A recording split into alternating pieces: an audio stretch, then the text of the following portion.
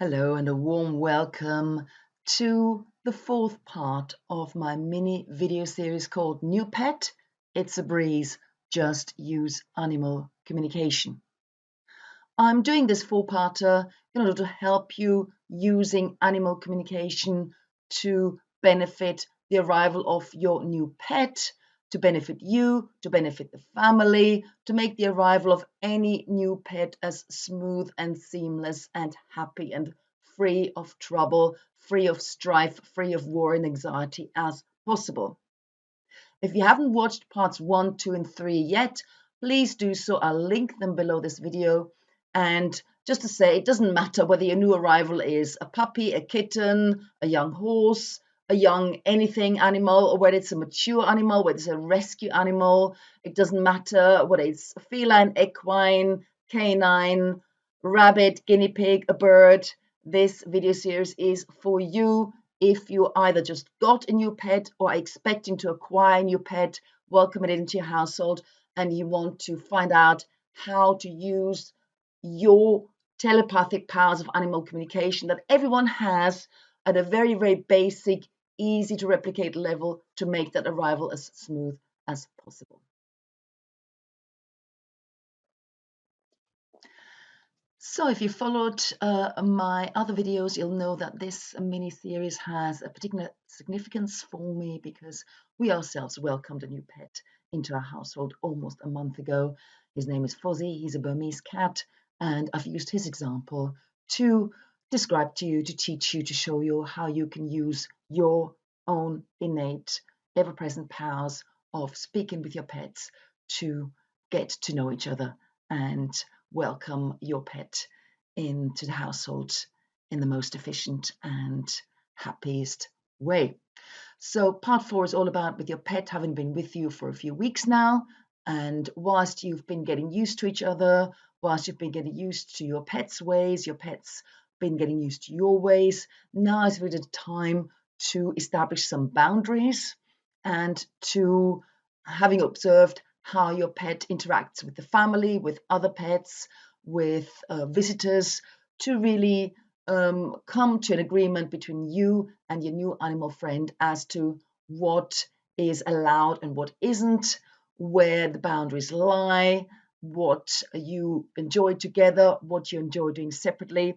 And you can contribute to placing happy boundaries that everyone respects in an important way. This is by showing your pet what is in order and what isn't.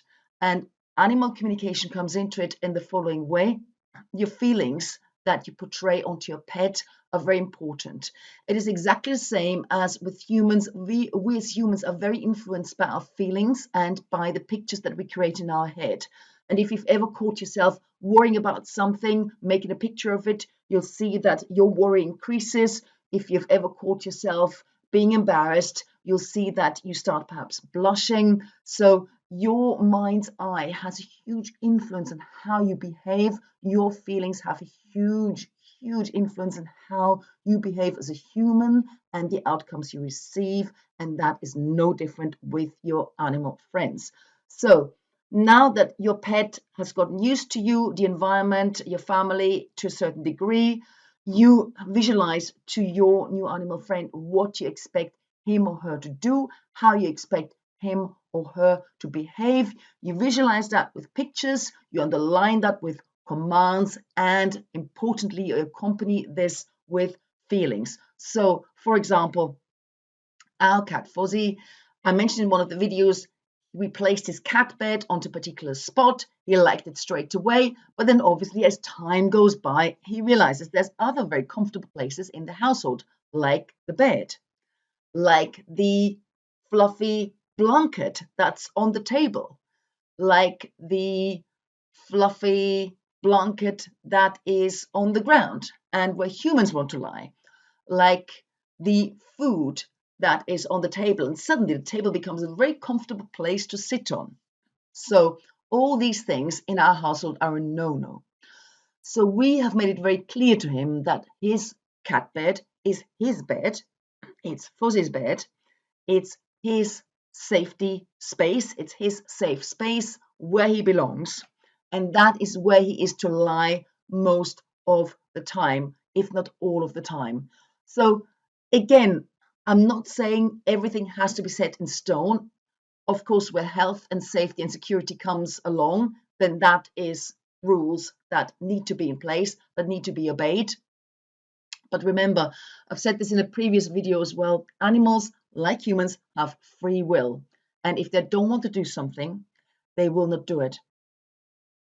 So whilst it is important to set rules in place and reinforce them with your thoughts, with your feelings, with your images, with your behaviors, it's also still important to give some leeway where health and safety is not paramount and where you can.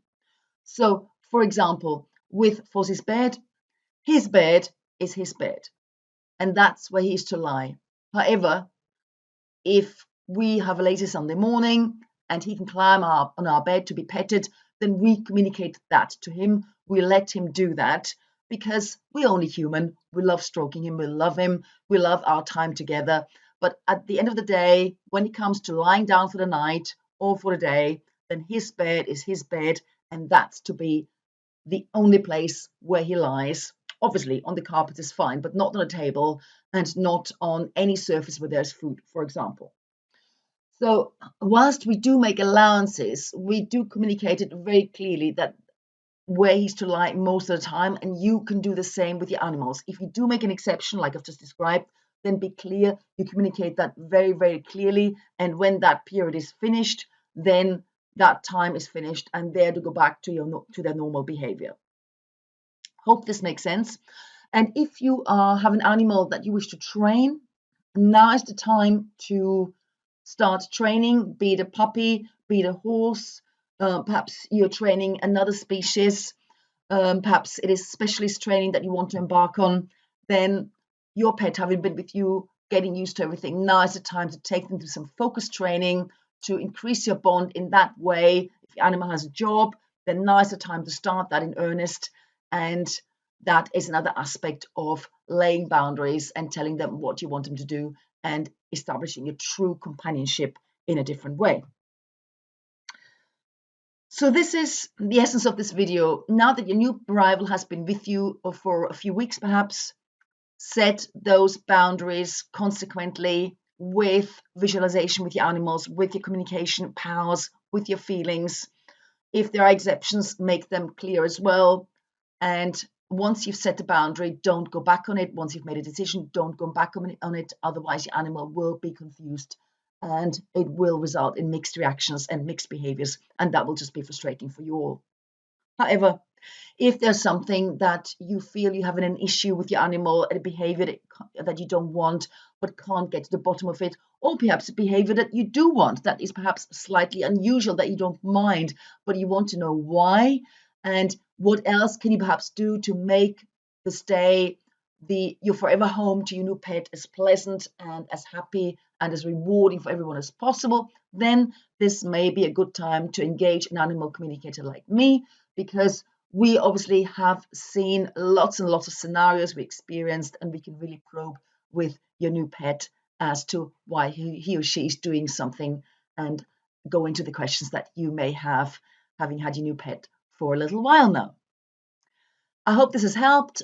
Comment below as always if you have any questions. Like and share this video to everyone who may need it.